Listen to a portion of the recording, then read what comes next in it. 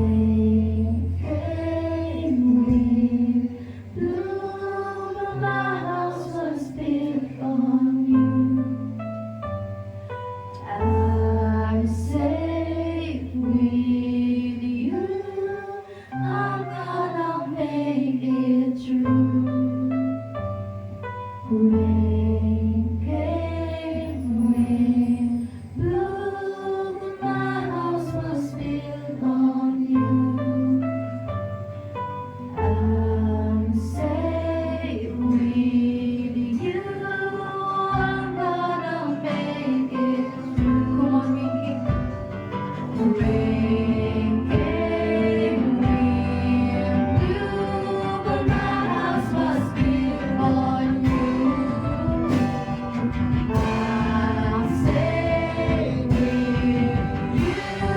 I'm gonna make it through. Rain came, wind blew, but my house was built on you. I'm safe with you. I'm gonna make it through. I'm gonna make it through. 'Cause I'm standing strong on you. I'm gonna make it through. 'Cause I'm standing firm on you. This is my firm foundation. The rock on which I stand, when everything around me is shaking. I'll never lean on man, that I put my faith in Jesus. He's never let me down. He's faithful through generations. So I won't fear it now. You won't. You won't. You won't wait. You won't fade. You won't fade.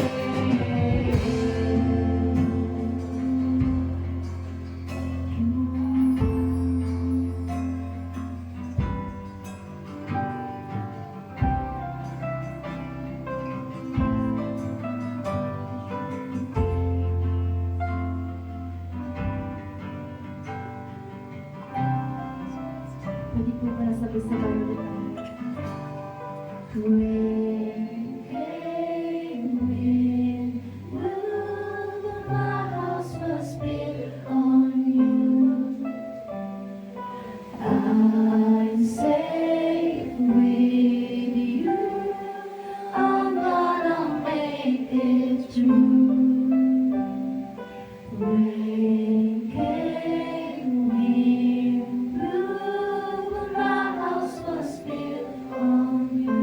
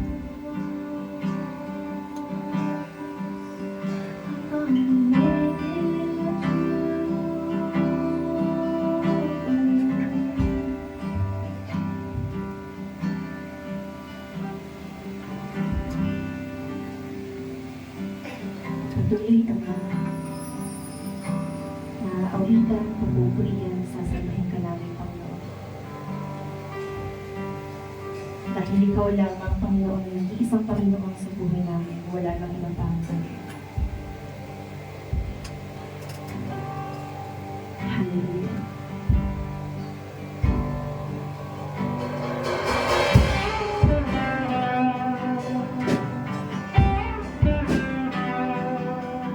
Sabi sa awitin na to, who else is worthy? Because there's no one, only Jesus. Amen. Hallelujah. Kaya sabay-sabay po natin yung pagkini para sa ating Panginoon.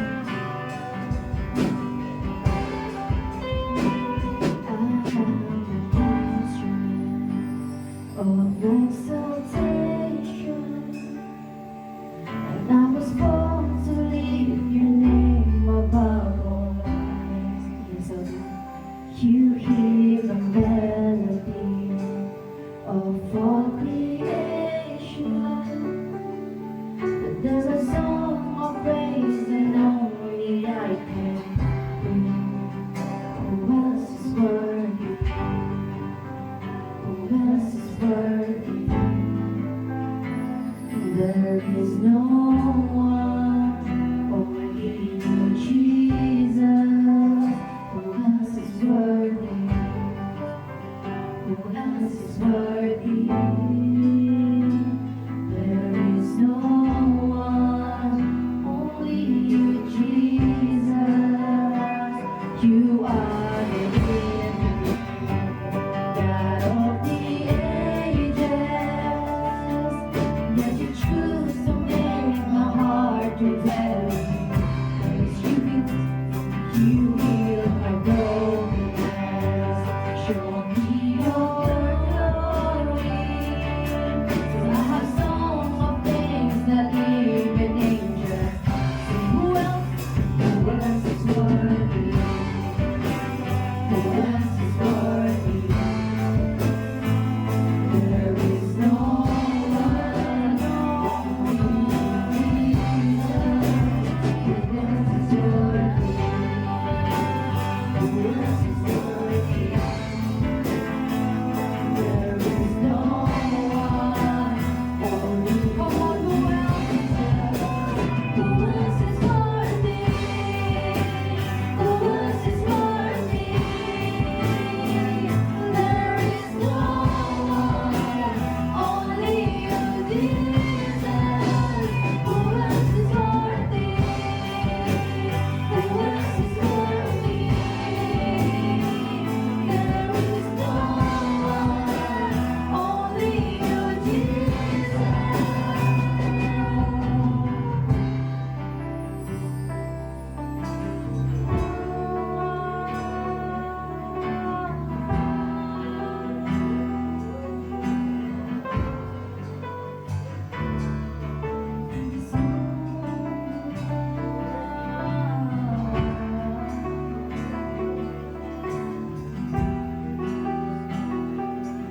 Come on, let's sing Lamb of God.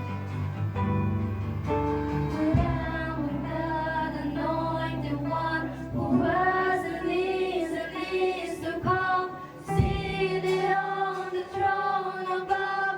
Holy, holy, righteous one who shed his blood. You proved to us the Father's love. Jesus Christ, we lift it up. Holy, holy, Lamb of God, anointed one, who was and is to come, seated on the throne above. Holy, holy, righteous one who shed his blood. You proved to us the Father's love. Jesus Christ, we lift it up. Holy, Lamb of God, anointed one, who was and is to come, seated on the throne above. Righteous, righteous one who shed his blood. You proved to us the Father's love. Jesus Christ, we lift it up. Who else is worthy? Who else is worthy?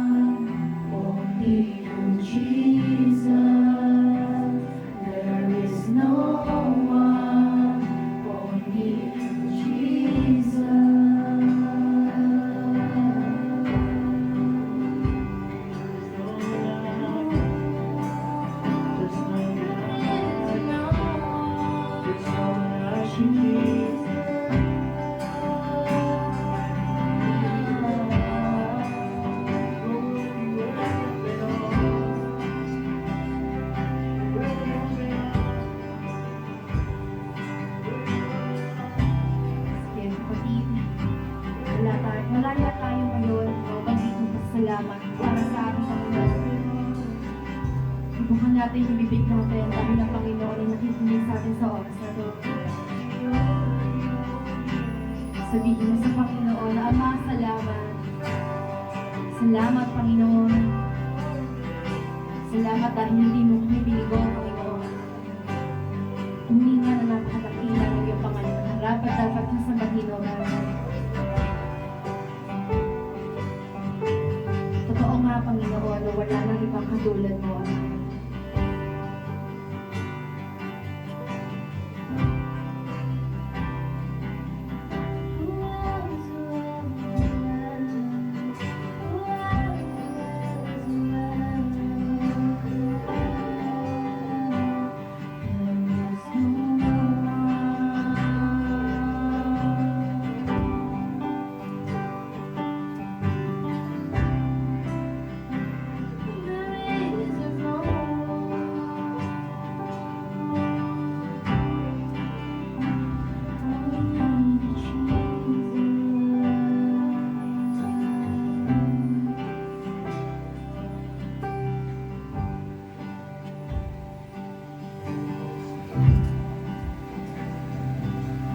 Ama, ngayong oras ko na ito.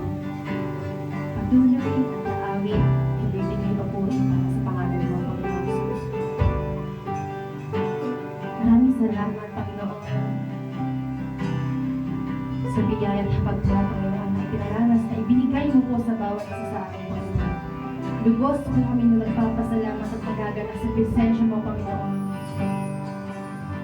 Ngayon din naman, Panginoon, maraming salamat. Dahil sa oras na ito, God, nararamdaman na po namin ang freedom na kumikilos ngayong oras na ito. Kaya Ama, patuloy po kami sasamba, aawit sa presensya. Sa pangalan mo po, Panginoong Jesus, ang lahat po tayo magsabi ng Amen. Amen! Pwede po bang ilakas sa atin ng palakpakan para kay Lord? Hallelujah! Naniniwala po ba kayo na yung freedom ni God kumikilos na ngayong oras na to? Amen. Kaya ngayon, malaya po tayo sumayaw at umawin sa Panginoon. Hallelujah! Sige po, ilakas po natin ang ating palakpak.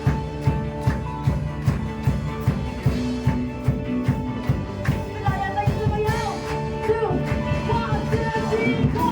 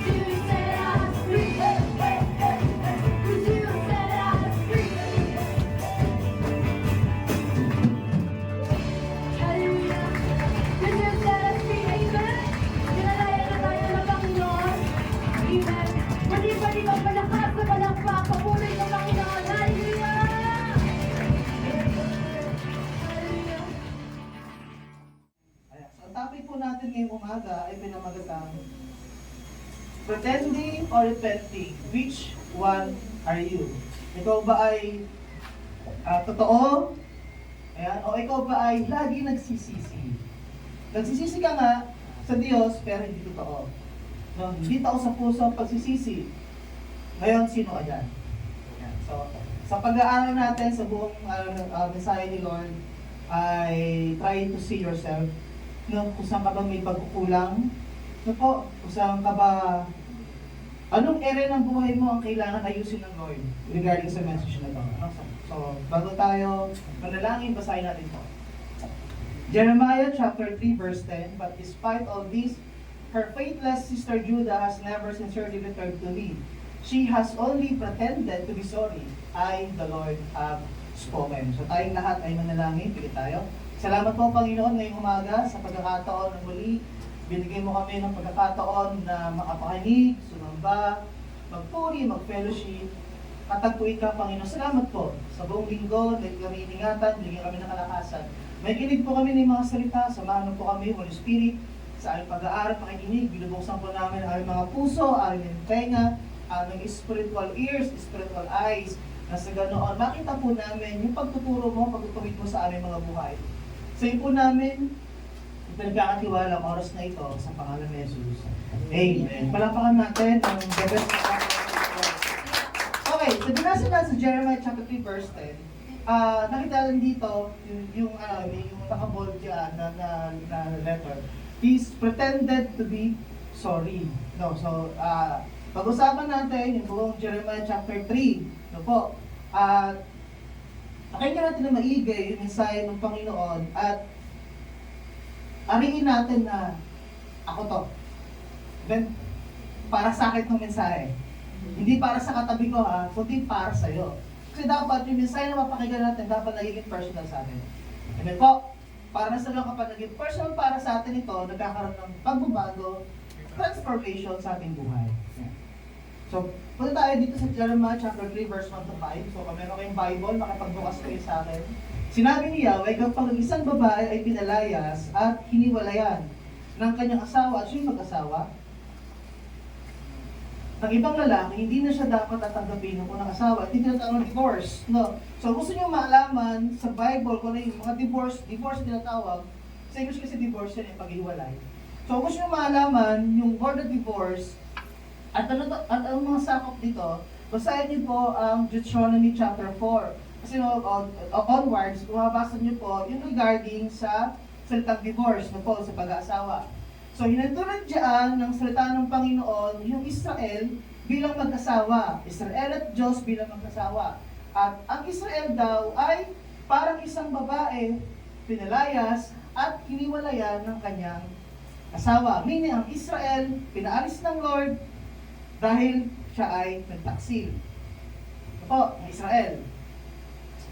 At sumama sa ibang nag-asawa ng ibang lalaki. Hindi na siya dapat tanggapin ng unang asawa. Ang tayo nagpaparami sa lapis. So, ba't ikaw Israel?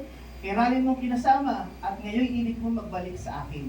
Ibig sabihin ng kairali mong kinasama, marami kang Diyos na sinasamba. Marami kang Diyos na pinaglilingkuran. Marami kang Diyos na ino-offeran mo ng mga offerings. Tapos sabihin mo, babalik ka sa akin. Pero po, nakita ng damdamin ng Panginoon, ng Diyos, ni Yahweh. Kirayan mo kinasama at yung ibig mo magbalik sa akin. So nakita natin dito, yung puso ng Diyos. So ano ba yung mga kasalanan ng Israel? Kung bakit ganito na lang yung dami ng Panginoon? Ang idolatry, pagsama sa Diyos-Diyosan. Ano po? Complaining, may mag-complain. Rebellion. Tempting God. Ibig sabihin tempting God, yung test nila, yung patience ni Lord. Kung hanggang saan. At higit sa lahat, lack of faith. Marami sa atin, meron to. No? Ngayon mo ba? Marami sa atin, yung sins ng Israel, nagiging kasalanan din natin. Higit sa lahat yung lack of faith. No? Okay. Dati tayo ay faithful. Apa? Noon naman tinanggap ang Panginoon sa iyong buhay, excited ka lagi. Gusto mo, lagi kang magsimba, makinig ka sa Panginoon, tapos nakikinig ka ng worship song, nag-pray ka, excited ka lagi, makausap ang Lord. Noong una mong nakilala ang Diyos. And later on, dumaan ang mahabang panahon, unti-unti na fall out of love ka na kay Lord. Kaya iba na ang kinakasama mo ngayon, hindi na ang Diyos. Amen. Although nandito ka sa church, nakikinig, nagdi-group, may fellowship, pero hindi totoo. Amen po ba? Amen. Nakarelate ba? Oo, nakarelate tayo, diba tayo dumaan dyan. Ano po? We can see sa verse 1, yung puso ng Lord, siya ay nagsiselos. Pakita natin? Subalit ko Israel, iraya mo kinasama at ngayon ibig magbalik sa akin. Nagsiselos ang Panginoon sa ginagawa ng Israel. O, tingnan natin. Deuteronomy 4:24, the Lord your God is a devouring fire. He is a jealous God. Kapag ang isang tao tumanggap sa Panginoon, inako niya ang kasalanan, inoffer niya ang kanyang buhay, Lord, sa iyo po ako susunod, maglilingkod po ako sa iyo. Dapat si Lord lang. Ayaw ng Diyos na meron kang ibang Diyos. Nagets? Dapat siyang priority. Kung sinasabi mong ikaw ay tumanggap kay Lord, dapat ang Diyos ang priority. Amen po. Kadalasan ngayon, ang nagiging prioridad ng mga Kristiyano, trabaho, pag-aaral, pamilya, tropa, GFBF, asawa. Kaya yung priority na dapat si Lord ang inuuna mo, minsan si Lord nagiging pangalawa, pangatlo. Si Lord ay, ano siya? Jealous God. Kaya nakakalungkot isipin na excited ka dati na makatagpo ang Panginoon, pero bakit ngayon ayaw mo na siyang kausapin? Napipilitan ka na lang, nagpe-pretend ka na Kristiyano. Nagpe-pretend ka na meron kang faith.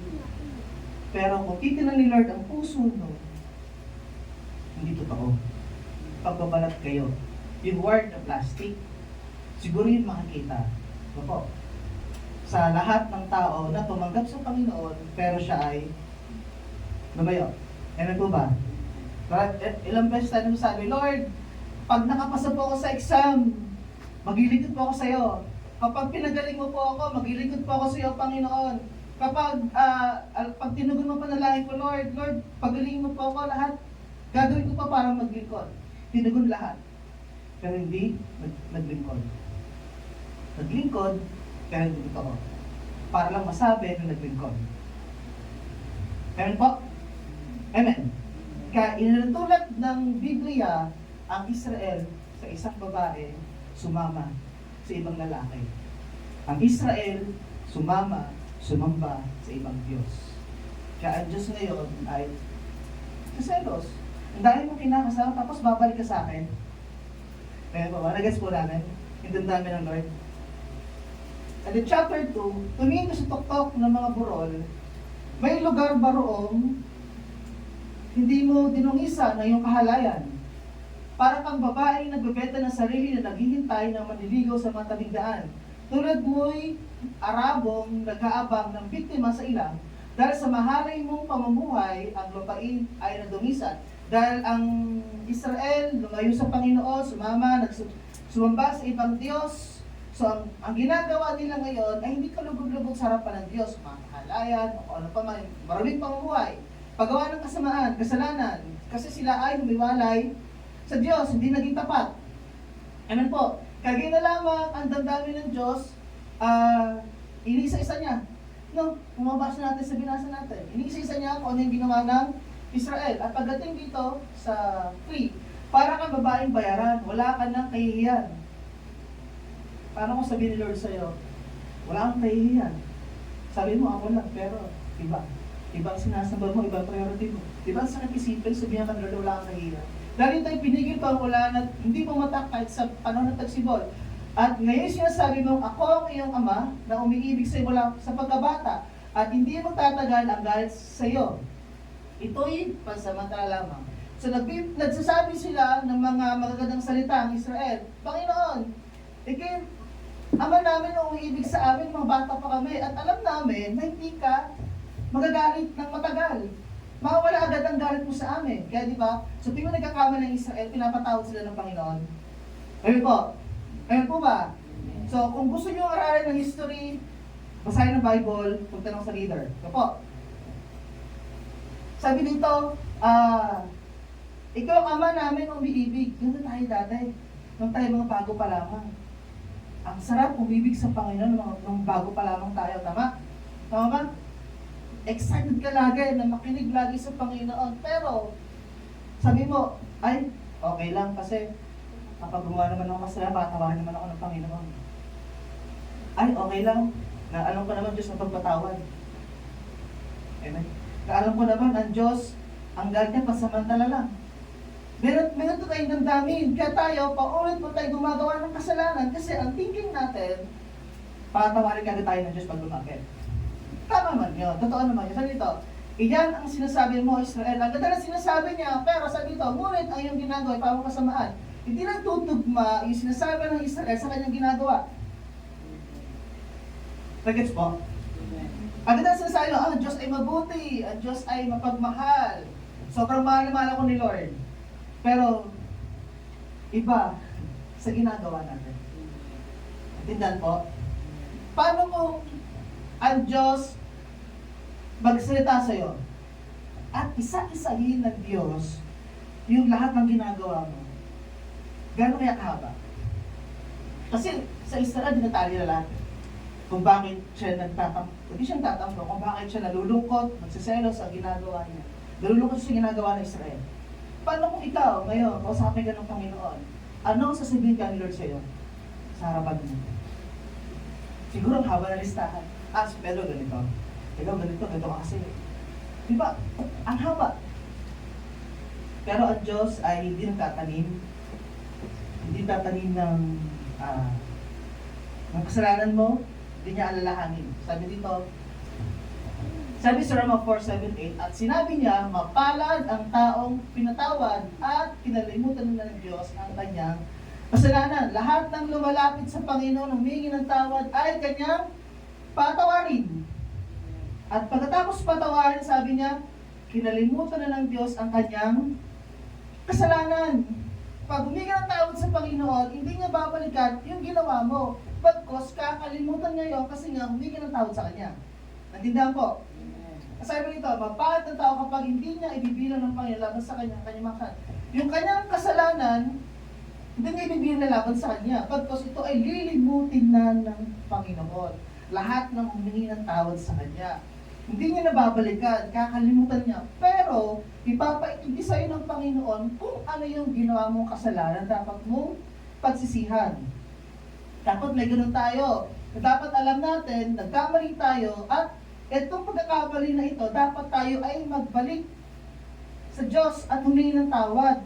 Nasa ginawa tayong kasalanan, pawiin niya at kakalimutan niya. Kaso nga lang, karamihan sa atin, gumagawa ng mali, hindi pa nahingi ng tawad sa Diyos. Amen? Nasa church ka, nagpupuri, day group, sumasamba, pero patuloy ka pa rin gumagawa ng mga bagay na hindi karapat-dapat sa Panginoon. Ano tawag doon? Nagpe-pretend ka lang ng Kristiyano. Hindi yan? Hindi yan po. Ito yung damdamin ng Diyos sa Israel. Ito po, ayan po ba? Nakikita po? Okay, bakit? Doon na lamang ang damdamin ni Yahweh sa Israel na isinasaysay ng Diyos yung ginagawa ng Israel. Ito, para ang babaeng bayaran, naging pagtagpo, para ang Arabo, no, mahalay na pamumuhay. Bakit niya kaya ginagawa ito? Bakit kaya isinasalaysay na Yahweh yung mga itong bagay? Kasi sabi sa Jeremiah chapter 2, babasahin natin, ito yung pagkalinga ng Diyos sa Israel bago niya binanggit ito sa chapter 3. Sabi sa chapter 2, sinabi sa akin ni Yahweh, na pumunta ako sa Jerusalem at ipahig ito sa lahat na naroon. Yung sinasabi niya ng Panginoon, sinabi niya kay Jeremiah, para sabihin ni Jeremiah sa Judah at Israel, yung gustong sabihin ng Panginoon sa kanila. Yung damdamin na Yahweh ay ipinaabot niya sa lahat ng taga-Israel. Ang ginawa niyang tagapagsalita si Jeremiah. Kaya tayo nasa libro ng Jeremiah. Ano po? Sabi ito, natandaan ko ang iyong katapatan ng bata ka pa. Ito yung salasay ng Panginoon.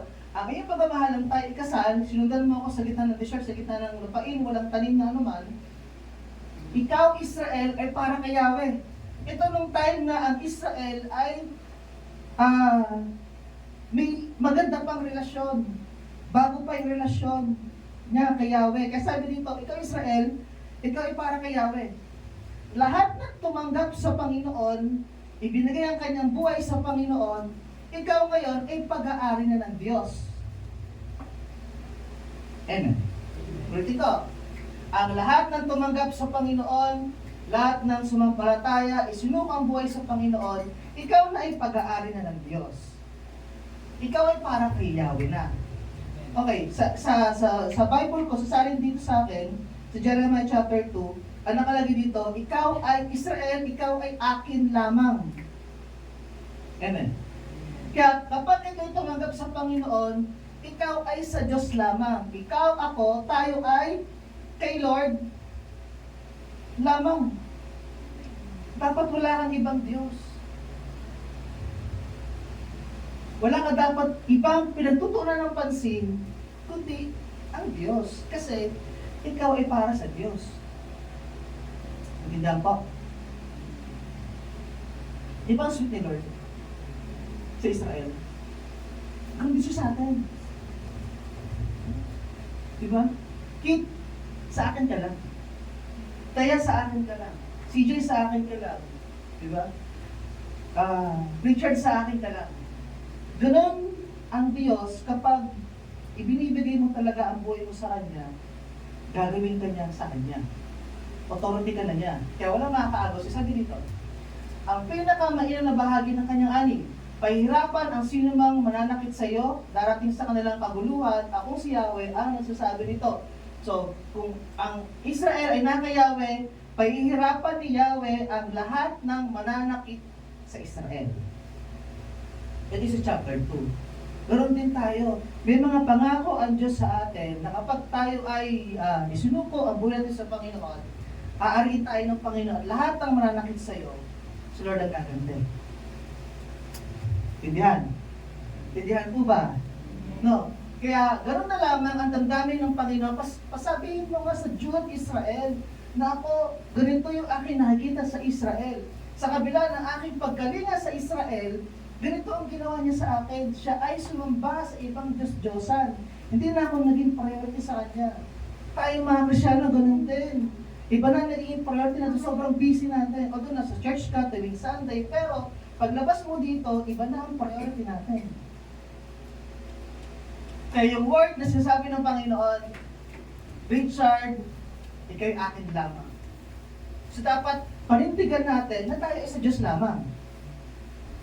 Amen? Okay lang magkaroon ka ng girlfriend, boyfriend, asawa, pamilya, anak. Pero dapat, ang priority mo talaga, ang Diyos. Kasi siya unang nagmahal sa'yo sa kabila ng iyong kahinaan. Ang Diyos ang unang nagmahal sa'yo sa kabila ng iyong kadulihan. Kaya ka ngayon ay dilinis ng Lord. Amen po ba? Tandaan natin, ikaw at ako ay sa Diyos lamang. Sa lahat ng tumanggap, nagbuo ang relasyon sa Diyos, ikaw ay aariin na sa Panginoon, sa Kanya ka lang. Sabi sa Efeso chapter 1 verse 30-40, kayo man ay napabili na kay Kristo nang marinig niyo ang katotohanan, ang magandang balita kung paano kayo maliligtas. Hindi ka maliligtas hanggat hindi mo naririnig ang mabuting balita. Ang gospel, ang salita ng Diyos, maliligtas ka lamang kapag napakinggan mo na si Jesus ay namatay, inilibing at muling nabuhay para ikay iligtas sa kasalanan. So dapat mapakinggan mo at maintindihan mo kung paano ka maliligtas.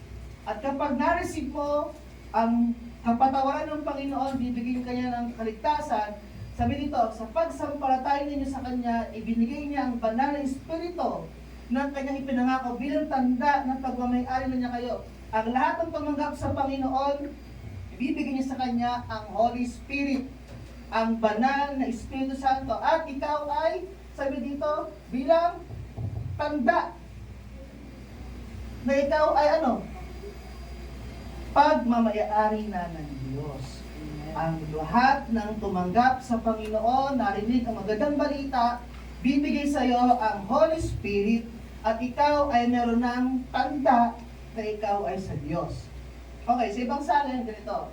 Sa pamamagitan ni Kristo, kayo rin naman, o dito sa nakabold na lang, ay pinagkaulaban niya ng ipinangako Espiritu Santo bilang tatak.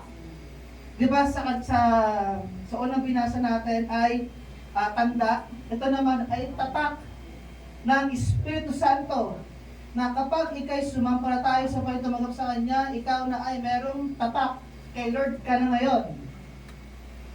Amen? Amen. Naintindihan po ba? Kapag nasa iyo ang Banal Espiritu Santo, bibigyan ka nito ng mga bunga. Ano yung mga bunga? Nakatanda ng mga bunga? Bunga ng Espiritu Santo, pag-ibig, joy, peace, patience, kapag meron kang Banal Espiritu Santo. At isa na dito, yung conviction. Kapag nasa iyo ang Holy Spirit, merong conviction. Ano ba yung conviction? Conviction is a deeper inner awareness that something is right or wrong, especially when the Holy Spirit shows us our sin or leads us to truth. Yung conviction, merong inner. Kalooban mo, may nag-a-aware sa'yo na, uy, tama yan, uy, mali yan. May nagsasabi siya sa kalooban mo na ito ay tama. Sa kalooban mo, may nagsasabi sa'yo na ito ay mali. At ito ay pinapakita nito na ikaw ay nagkasala. May conviction. No? At ito ay nag-lead sa'yo sa katotohanan. Yung conviction tinatawag. Kapag may conviction, malalaman mo, ay, nagkasala ako sa Panginoon. Ang gagawin mo, babalik ka sa Diyos. Sabi dito, it often brings a sense of guilt. May guilt at pagkalungkot. Amen? Kapag di ka nakakasimba, nagkakaroon ka ng kalungkutan. Dapat meron. Naramdaman niyo ba yun? Kapag di ka nakakapagsimba, may nalulungkot sa looban mo? Amen. Kapag walang nalulungkot sa kalooban, nag-isip wala sa iyo Espiritu Santo. Okay lang sa'yo gusto mangba kasi alam mo, next Sunday pa. Amen? Kapag di ka nakasamba, may kulang. May kalungkutan, may umiiyak sa loob. Kapag di ka nakasamba, sabi dito, in conviction, it often brings a sense of bitter or sorrow, not to shame.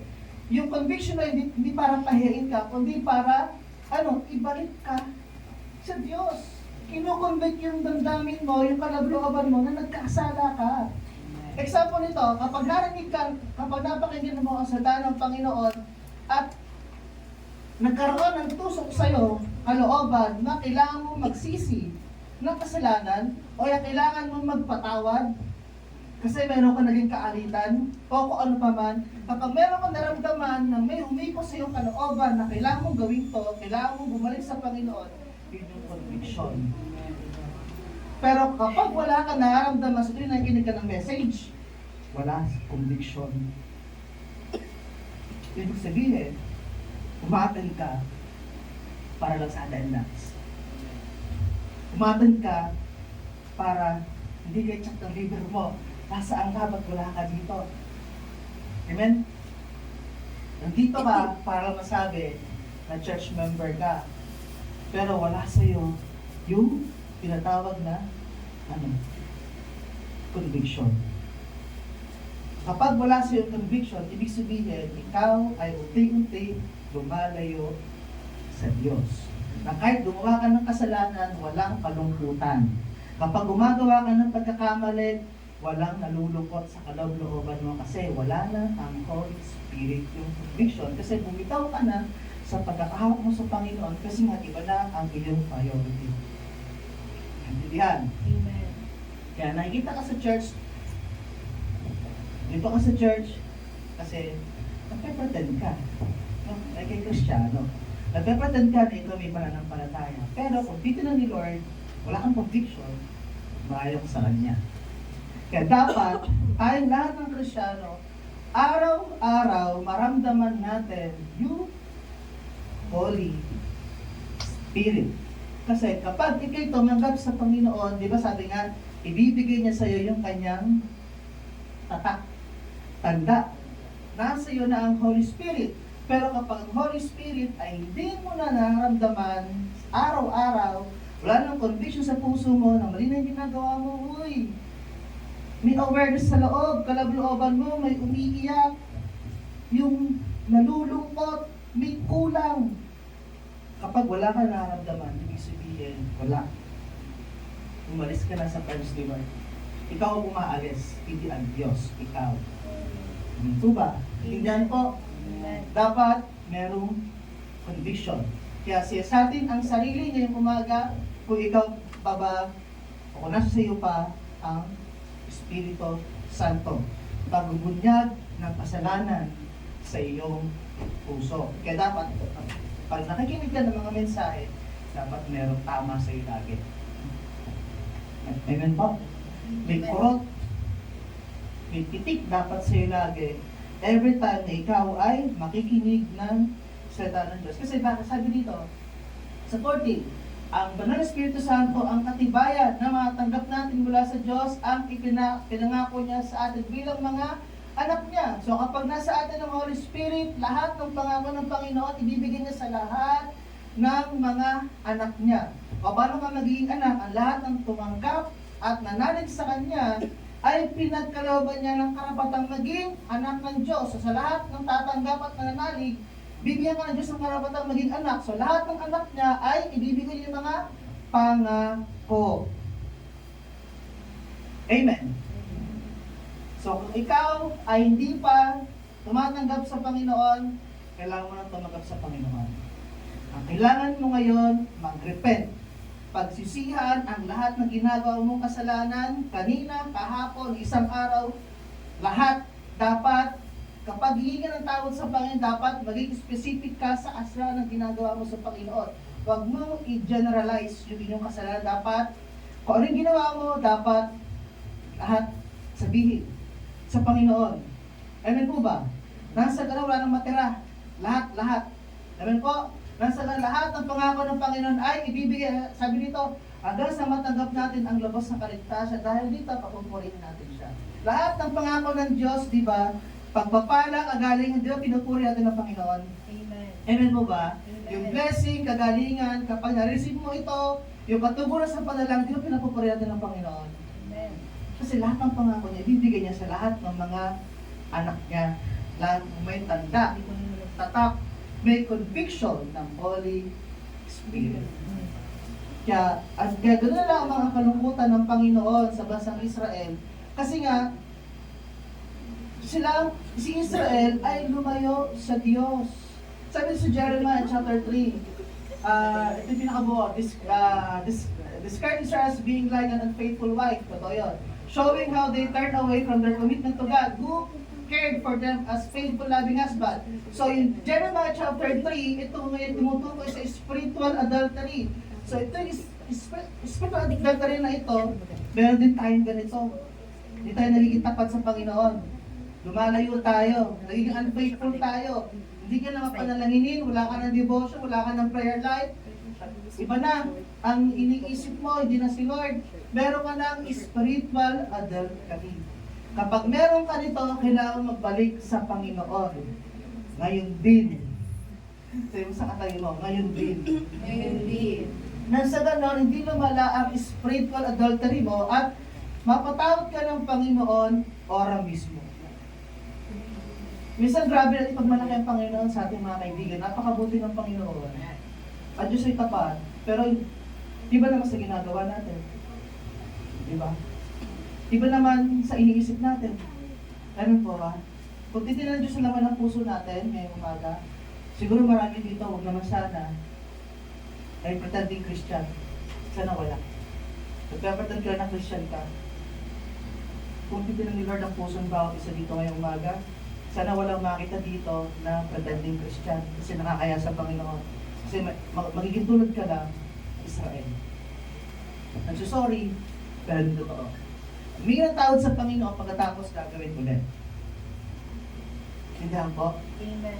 Yan. So dako tayo sa Jeremiah chapter 3 verse 6. Dito tayo. Ganito, nung panahon ni Haring Uzziah, sinabi sa akin ni Yahweh, nakita mo ba ang ginawa ng taksi ng Israel?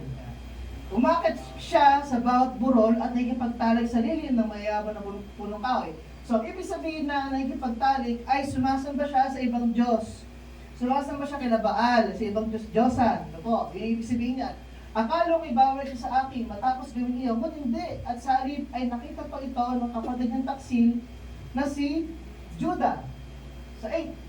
Nakita rin ni Judah nang pinalayas at hiwalayan ko ang Israel dahil sa pagkataksil sa akin at nagiging masamang babae. Ngunit hindi man lamang natakot ang taksil din Judah. Naging masama rin siyang babae, ito hindi niya kinahiya. Bagkos ay dinamihan ng lupain ng mga niya siya sa pamagitan ng pagsamba sa mga bato at punong kahoy. Ibig Judah tribe ay gumawa rin ng kaparehas ng ginagawa ng Israel. At pagkatapos ng lahat ng ito, nagkunwari ang taksil na Judah na bumabalik sa akin, ngunit hindi tao sa kanyang puso. Ako si Yahweh nagsabi ito. Marami sa atin ganito. Bumabalik sa Panginoon pero hindi totoo. Nagpe-pretend lang. Okay, balik natin ng history. Bakit may Judah at Israel? Sabi dito, after death of King Solomon, the United Kingdom of Israel split into two. The northern kingdom of Israel and the southern kingdom of Judah. Kaya sa Jeremiah na binasa natin, may Israel at meron Judah. Kasi nung namatay si King Solomon, nahati ang kingdom ng Israel, nahati sa dalawa. Southern and northern. Pero lahi pa rin sila ng Israel. Ito, sabi dito, Jacob, a patriarch of the Israelites, had 12 sons who became the progenitors of the 12 tribes of Israel. Judah was the one of these 12 sons, and his descendants from the tribe of Judah included the tribe of Benjamin. So, sa bayan ng Judah, nandoon yung tribe ng Judah at tribe ni Benjamin na anak ni Jacob. Si Jacob may 12 anak. Ito yung 12 tribes of Israel. Kaya lang nahati, nung namatay si King Solomon, nahati ang kingdom ng Israel into two. So sa sa tribe of Judah, andun yung mga anak ni Jacob na si tribe of Judah and tribe of Benjamin. Kaya sabi dito, yung sister, yung kapatid mo na sa Israel, ganoon naman ang ginagawa, ganoon din ang ginawa ng Judah. No? Siya rin ay nagtaksil din sa Panginoon.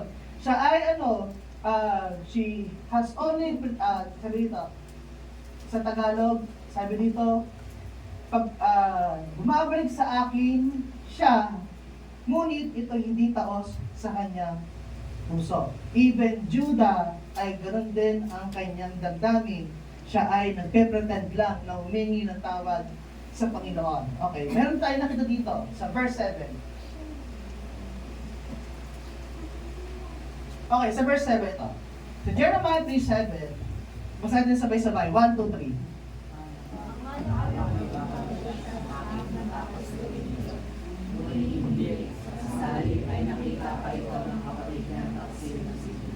Okay. Nakita niyo yung word na akala? Sa English, ano English na akala? Thought. I thought. Ang sabi ni Yahweh, akala ko'y babalik siya sa akin.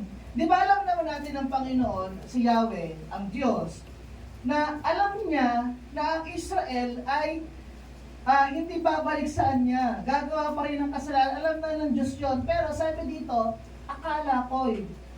Bakit gano'n na lamang ang pagkasabi ng Panginoon, akala ko'y, kahit alam niya na lahat. Tindihan? Nag-gets po? Kasi yung word na akala ko'y, sinasabi ito ni Yahweh kay Jeremiah, para maintindihan ng Judah at Israel yung kanyang damdamin na inaantay niya ang Israel na magbalik loob sa Panginoon. Kaya sabi niya, akala ko'y babalik siya sa akin matapos siyang gawin niyo. Ganito sunod sa atin, akala ko babalik ka sa akin nung ikaw ay nagkasala, tumingin ng tao. Akala ko ba tuloy-tuloy ka na maglilingkod? Bakit hindi ka pa rin tuloy-tuloy? Nasisinungaling ka pa, gumagawa ka pa rin ng mali. Amen? Kahit alam na ng Diyos na magkakasala, hindi babalik ang Israel. Nagsabi pa rin siya, kay Jeremiah, sabihin mo to, akala ko ba'y babalik siya sa akin? Kahit alam ng Diyos, yung mangyayari. Pero sinabi pa rin ito, para maintindihan ng Israel at Judah, yung kanyang damdamin, na siya ay nag-aantay sa pagbabalik ng Israel. Ganoon din ng Diyos, nag-aantay siya sa atin sa kanyang pagbabalik. Kaya pag ikita ko sa akin ng Panginoon, akala ko ba, Richard, maglilingkod ka na sa akin, pero bakit iba ang ginagawa mo? Akala ko ba, Pedro, maglilingkod ka na sa akin, pero bakit ganyan pa rin ikaw? Amen. Nakita niyo yung damdamin ng Lord. Para sa isa, para sa atin. Sabi dito, ngunit hindi at sa halip ay nakita pa ito nakapag-instruction si Judah. Akala ko ba, sasamba ka ng totoo? Akala ko ba, hindi ka nagagawa ng mali? Pero bakit gumagawa ka pa rin? Di ba nangako ka na, humingi ka ng tawad sa akin? Ganun yung damdamin ng Panginoon sa ating lahat. Na siya ay nag-expect sa atin na babalik tayo sa kanya. Sabi mo magsisimba ka, akala ko magsisimba ka, di ba sabi mo, pero bakit hindi ka nagsisimba? Di ba? Ano po? Akala ko ba hindi ka na magsisinungaling, pero bakit nagsisinungaling ka pa rin? Akala ko ba hindi ka na manonood ng mga porn, bakit nanonood ka pa rin ng mga pornography? Akala ko ba hindi ka na magmumura, bakit nagmumura ka pa rin? Amen po ba? Amen. Doon lulungkot ang Diyos. O, sa lahat ng ginagawa nating asan, na tayo ay nagpe-pretend lang bilang mga Kristyano. Marami sa atin po ay ganito. Kunyari, nakikinig. Kunyari, nagpipray. Kunyari, tataas ang kamay. Umiyak pa nga minsan. Pero kung titingnan ng puso, siya ay pretending Christian. Lumulundag pa nga, sumasayo pa habang nag-praise and worship. Pero pag tinignan ng Diyos ang kanyang puso, siya pala ay nagpupunwari lamang. Amen po. Akala mo nakikinig, nakita ng Diyos, pero kepetad lang pala. Akala mo nagpipray, taimtim, may tulong pa ang luha, pero nagkepetad lang pala na siya ay Kristiyano. Nakakayasap pa yun. Nakakalungkod kayo. Kung gusto mo maging totoo sa harapan ni Lord, start mo na mag-repent. Amen. Amen po. Amen. Kung gusto mo na ikay baguhin ng Panginoon, start mo na mag-repent, pagbisihan, ang kasalanan, buong puso. At syempre, pag nagsisi ka ng kasalanan, dapat tatalikod ka na. Huwag mo nang babalikan. Kasi pag bumalik ka pa, ibig sabihin, hindi ka naging totoo sa harapan ni Lord. Kasi bumabalik-balik, hinaharap-harap mo pa rin, dapat hindi na. No, kailangan tulungan mo rin ang sarili mo na kumawala doon sa kasalanan. Doon sa habit of sin. Kasi pag hindi ka mismo kumawala, ikaw mismo, at puro ka lang pa, wala kang gagawin, wala rin mangyayari. Amen po ba? Amen. Kaya magigiting sa atin ng Panginoon para ka lang si Judah. Bumabalik, pero hindi totoo. Oh, next. Sila tayo. The danger of pretending faith. May danger. Lahat na nagpipretend na siya ay pananampalataya.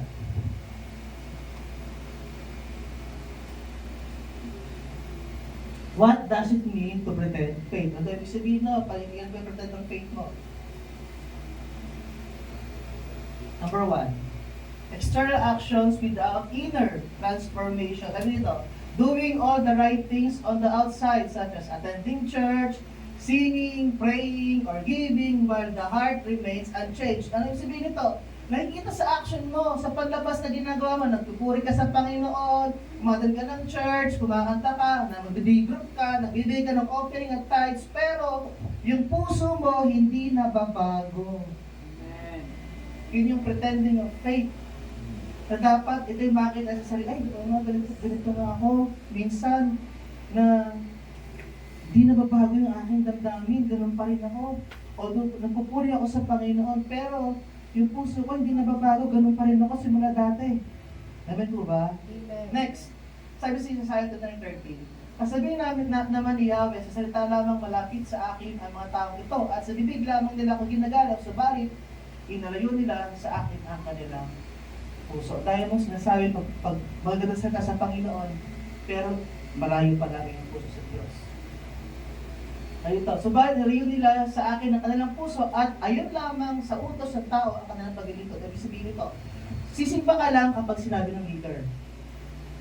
Kasi pag di ka nakita ng leader sa church, tatag na saan ka, ba't hindi dumalo? Kaya gagawin mo, ay mag-church ako kasi sabi ng leader. Sumusunod ka lang dahil sa utos. Hindi dahil sa gusto mo talagang sumamba. Amen po ba? Nagets? Nagets po ng lahat. Sinasabi dito na sasamba ka lang, maglilingkod ka lang sa Panginoon, papasok ka sa ministry kasi gusto ng, yun ang sabi ng leader. Yun sabi ng process. Pero mali. Maglilingkod ka sa Panginoon kasi ito yung gusto mong gawin para sa Kanya. Hindi dahil sa utos. Amen. Ito yung mga external na ginagawa natin, pero ang puso ay hindi nababago. Pangalawa, seeking God only for benefits. Ito sabi dito, wanting God's blessings but not wanting God's. Ano ibig sabihin nito? Ang gusto mo lang yung blessing ni Lord, pero ayaw mo yung nagbibigay ng blessing. Kasi pag God Himself na ang tinutukoy, itutuwid ka talaga. Kapag ang Diyos ang tinutukoy at kailangan mong tanggapin, aayusin talaga na ng buhay mo. Pipitikan talaga na ng puso mo. Oy, ang tagal-tagal mo na nag-church, ang tigas pa rin ang ulo mo. Pero ang gusto ng iba, blessing lang.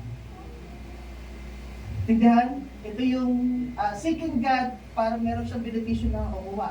Ito, treating faith like transaction rather than relationship. Ano ibig sabihin nito? Na sisiba ako sa church kasi alam ko, papapalain ako sa buong linggo. Tama ba? Yung thinking natin dati, di ba? Ay, mag-church ako kasi alam ko may blessing. Mali eh. Sisimba kasi gusto mo ba? Bunga na lang yung blessing.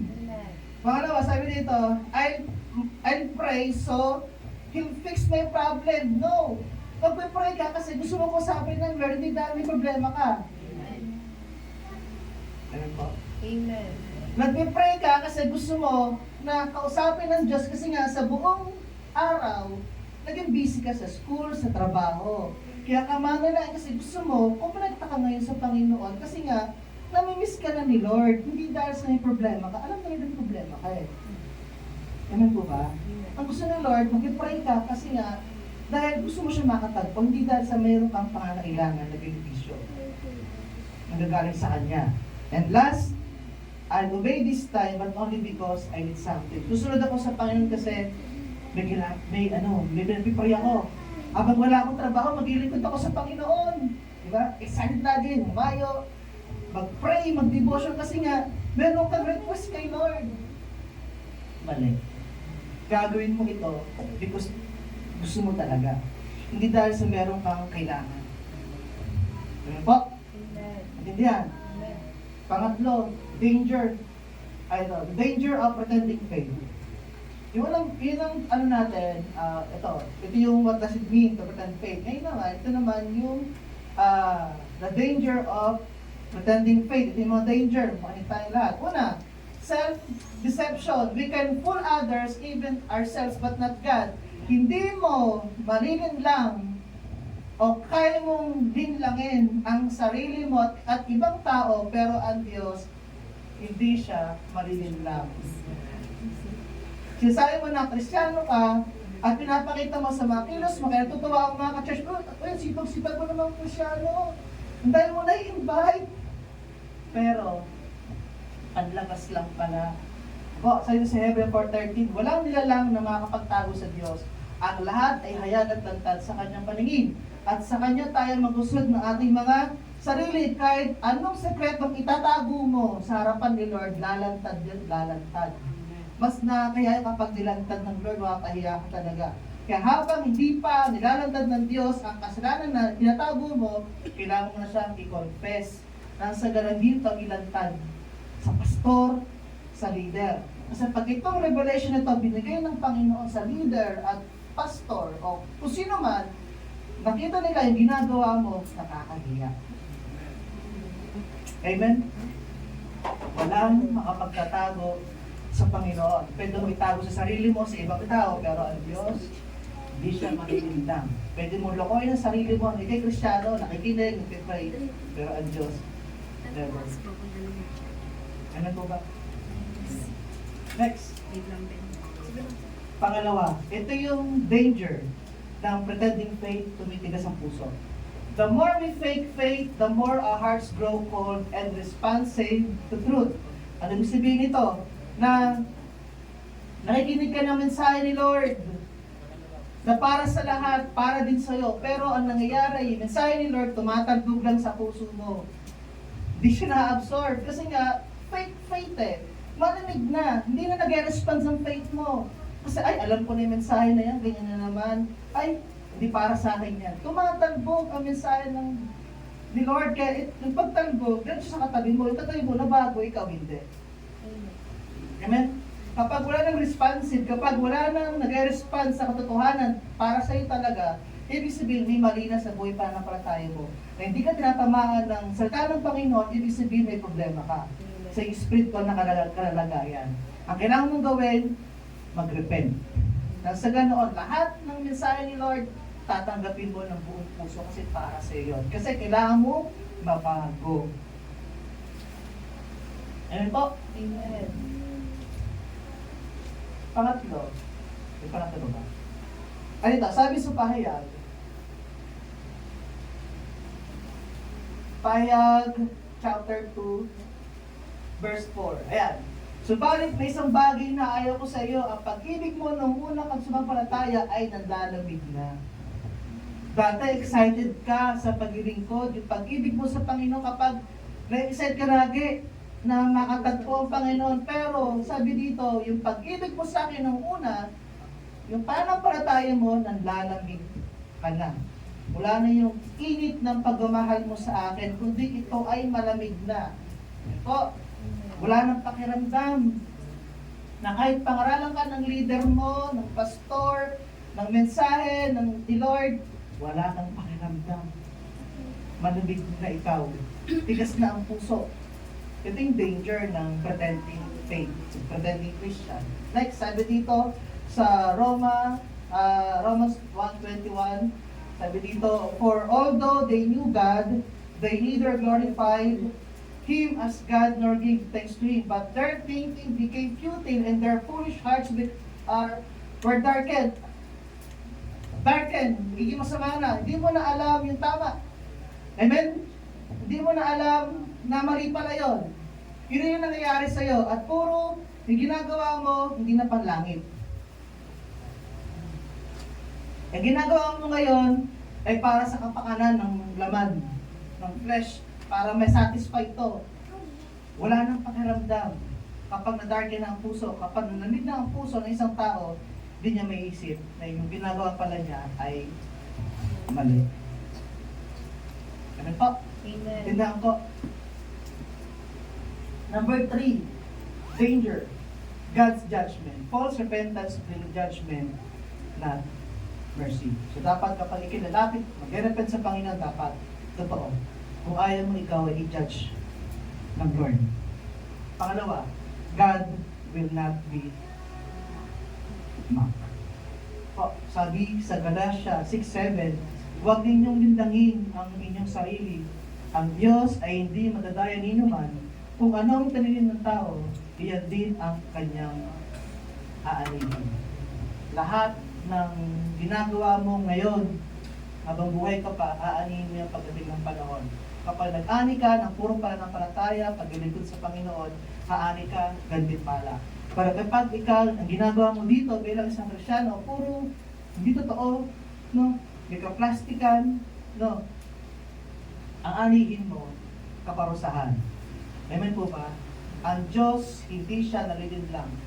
No? Hindi siya madadaya ni naman. Kaya kung sa tingin mo, ikaw ay totoong Kristyano, maging proud ka. Pero kapag alam mo na ikaw ay fake, nagpapatag ka ng Kristyano, humingi ng tawad at magpabago. Amen po. Next. Ito kailangan natin gawin. Yung response natin. Confession and healing. Sabi dito sa Jeremiah, chapter 3, verse 22. My wayward children, says the Lord, come back to me, and I will heal your wayward heart. Ano ba ibig sabihin ng wayward heart? Ang wayward heart, ito yung mga unfaithful, hindi tapat sa Panginoon. May iba siyang Diyos, cellphone, kaibigan, Facebook, Mobile Legends. Buti nga na sila cellphone mo eh. Hindi nakapag-mobile. Pag bumili akong bago, joke lang. Iba na hindi ka na tapat sa Panginoon. Kahit sa pagtatayag sa offering, nadadaya ka. 10% na nga lang ibibigay mo sa Panginoon ibigay. Nakinanita mo. Yung baon mo araw-araw, dapat binubukod mo 10%. Hindi ka naging faithful, di mo binibigay sa Panginoon. Kung 20 ang baon, dapat binubukod mo yung 2 kasi 10%. Para pagdating ng Friday, meron ka sa 10 pisong tithes. Pero, hindi mo ginagawa, ibig sabihin ikaw ay unfaithful. Amen? Next, resistant to correction. Tinutuloy ka rin ng leader mo, ng magulang mo, ng message ni Lord, pero ayaw mo magpa-correct. Kasi gusto mo ikaw lagi ang tama. May tama ka. Di ba? Sinasabi mo, may tama ka.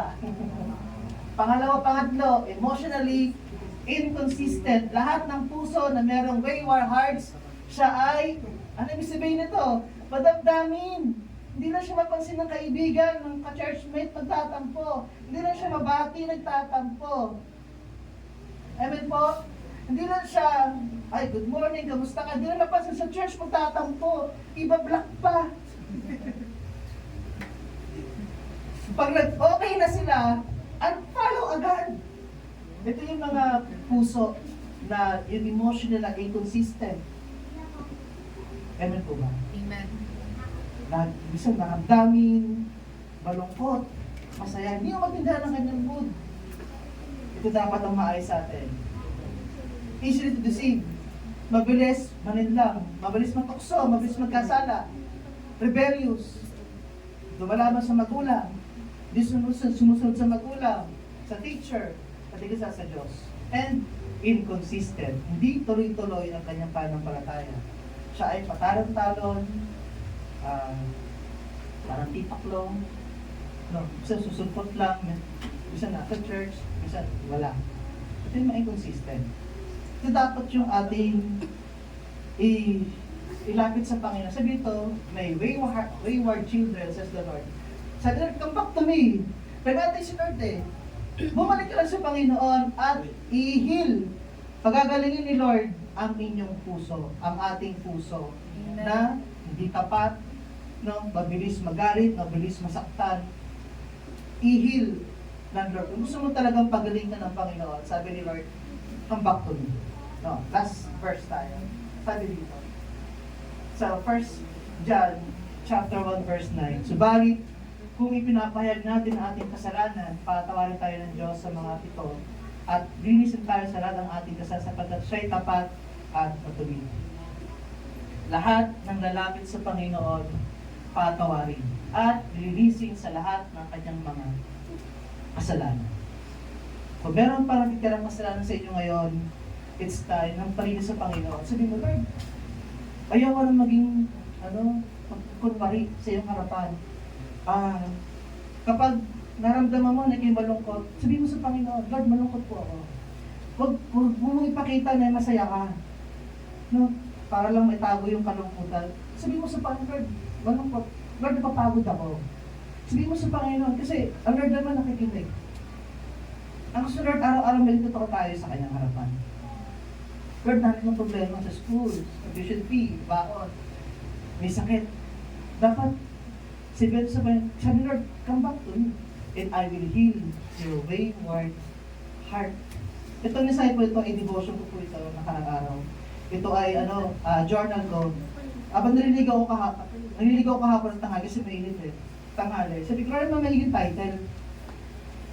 Nabubos ako ng katawan. Nag-shower. Wow, shower. Akbat lang tayo.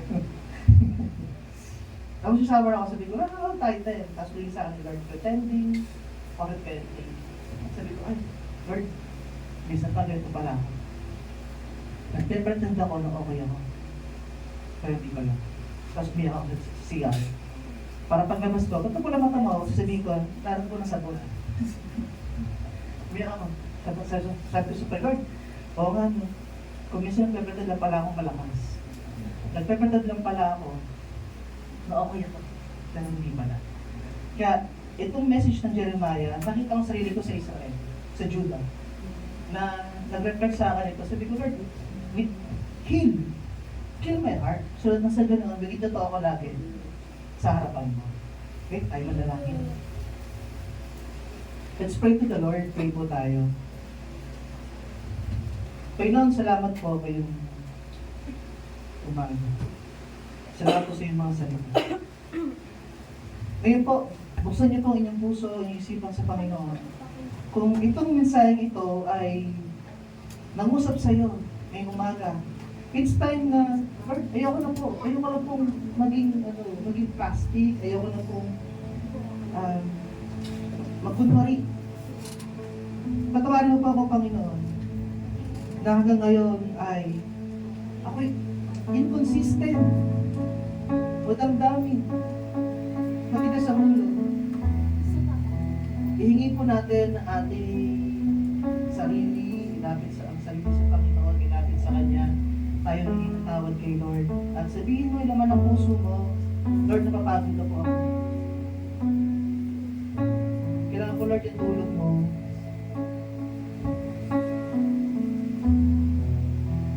Tayo ko ipakita na malakas ako, pero hingin ako kayo. Pag-pray mo sa Panginoon yung sarili. Ipag-pray mo sa Panginoon na pagaligin ka ni Lord. Pagaligin ni Lord yung damdamin mo. Nang sa ganoon, malaya ka na makapag-lingkod na wala kang tinatawag. Pray your hearts. Pray yourself to the Lord.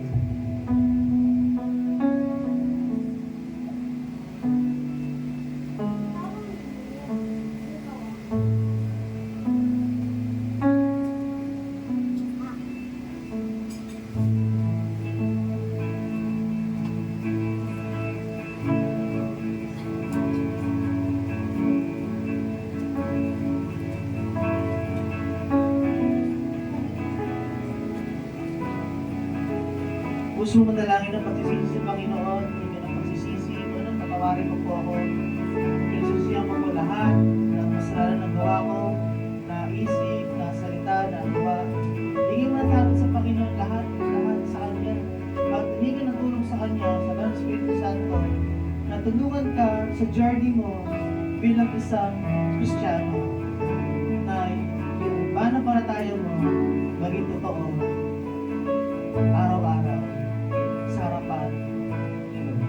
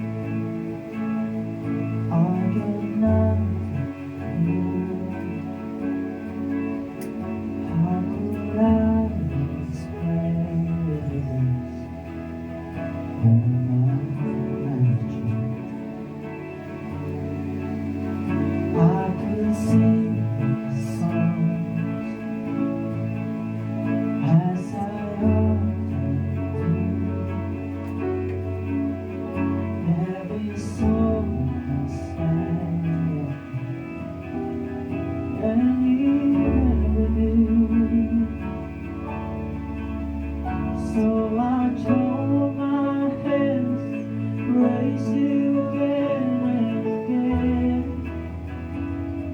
Cause all that I have is this hallelujah, hallelujah.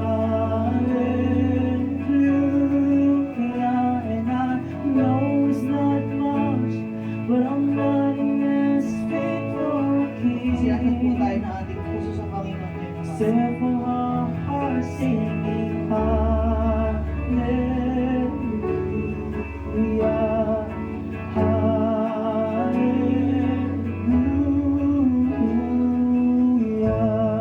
Sige po, hinahan niyo ko po ang bawat isa na tayo po'y tumaya sa oras na ito. And as we sing the song, magiging ito isang panalangin. I got one response. I got just one move.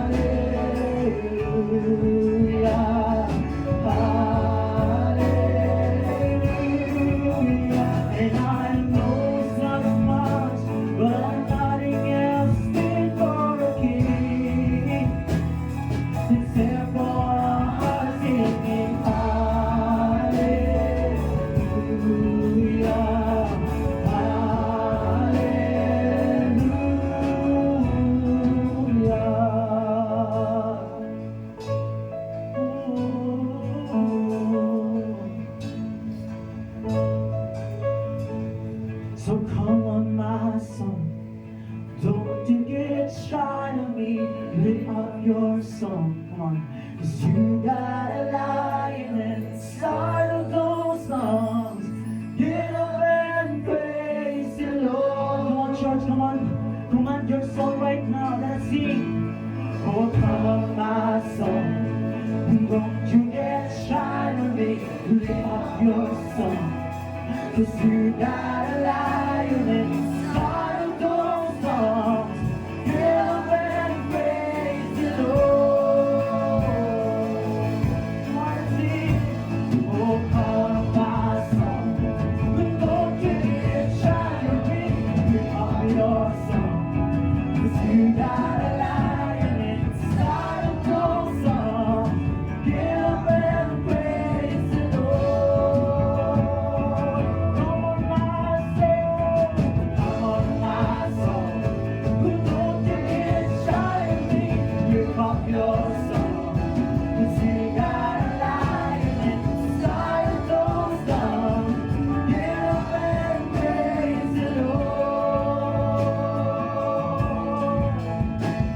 Oh, come on, my soul. Don't you get shy of me. Lift up your song. Come on, church. Got a lion inside of those lungs. Get up and praise the Lord.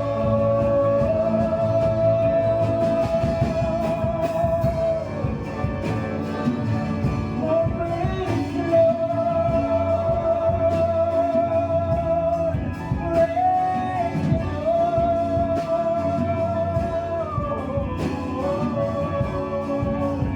Come on, lift up your voice to the Lord. Praise the Lord. March on my heads and praise you again. Pwede ba natin itaas ang ating mga kamay sa oras nito sa Panginoon? As an our expression of surrendering to the Lord right now. As Lord, we are throwing our hands to you.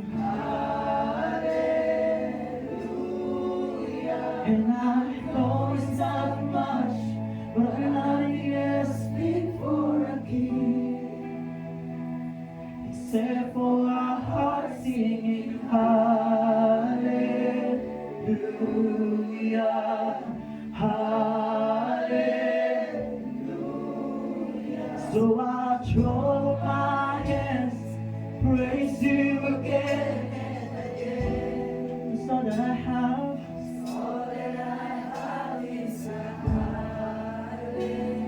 Lift up your voice to the Lord right now. He hears you. And I'm nothing as fit for a king, except for a heart singing hallelujah, hallelujah. So I throw my hands, praise you again and again. 'Cause all that I have is a hallelujah, hallelujah. And I know it's not much, but I'm nothing as fit for a king, except for a heart singing hallelujah,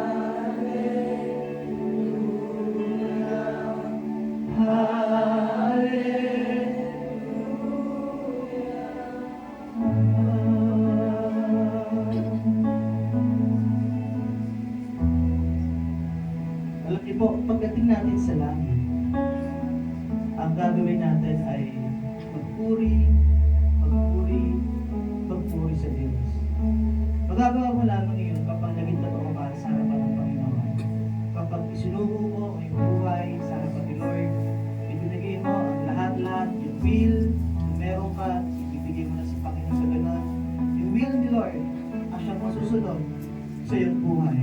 At pagdating sa langit, ikaw ay patuloy na magpupuri. Pero dapat dito pa lang, sanayin mo sarili mo na magpuri sa Panginoon. Ang kailangan mo lang gawin, maging totoo palagi sa harapan ni Lord. Salamat po, O Diyos, sa iyong mga salita. Patuloy nang hihingi po kami ng pagbabago ng aming mga puso, pagbabago po ng aming buhay. Nang sa ganoon, kami bilang Kristyano, bilang anak mo, ay naging kalugod-lugod lagi ang aming pamumuhay, naging mabango sa iyo lagi ang aming buhay sa iyong harapan. Baguhin po kami araw-araw kasi hindi po namin kaya baguhin ang aming mga sarili. Wala na Espiritu Santo, samahan na po kami sa araw-araw po namin pakikibangan. Ikaw po ang kailangan po namin sa aming mga buhay. Samahan mo po kaming lahat sa buong linggo, yung mensahe na tanggap po namin ay amin po pag-aralan namin sa aming mga bahay. At dalangin namin na araw-araw maglinggo kami lagi sa iyong harapan. Bakuran mo ng balong mensahe ito sa aming mga puso kasi hindi maagaw na kaaway. Pagpalain niyo rin po ang lahat ng nandito ngayong Panginoon. Salamat po o Diyos sa ngalan ng Ama, ng Anak, ng Espiritu Santo. Para din magsabi ng Amen.